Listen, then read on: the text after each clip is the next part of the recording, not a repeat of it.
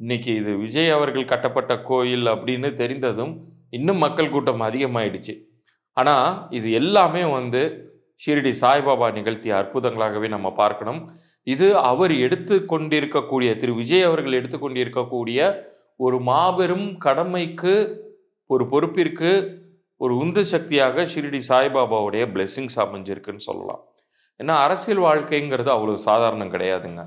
இது வந்து ஒரு பெரிய ஒரு போராட்டம், ஒரு முள்கிரீடம், ஒரு நெருப்பு ஆறு தான். அதுல வந்து ஒருத்தர் இயல்பாகவே ஒரு நடிகர் வந்து எவ்வளோ ஒரு சொகுசான ஒரு வாழ்க்கைய வாழக்கூடியவர்களா இருப்பாங்கங்கிறது நமக்கு தெரியும். அவங்களுடைய பணியிடங்கள்ல அவங்க வந்து சிரமப்பட்டு நடிப்பாங்க, உழைப்பாங்க எல்லாமே ரைட்டு. பட் ஒரு 200,00,00,000 விட்டுட்டு எனக்கு இந்த ஃபீல்டு வேண்டாம், போதும் மக்களுக்கு நான் பணியாற்றுறேன்னு வருவதெல்லாம் சாதாரண முடிவு இல்ல. இன்னைக்கு உங்களுக்கோ, எனக்கோ அந்த மாரி ஒரு 200,00,00,000 சம்பாரிக்கக்கூடிய வாய்ப்பு இருந்துச்சுன்னா, நம்ம அந்த முடிவு எடுப்போமா முதல்ல? அப்படி யோசிச்சு பாருங்க.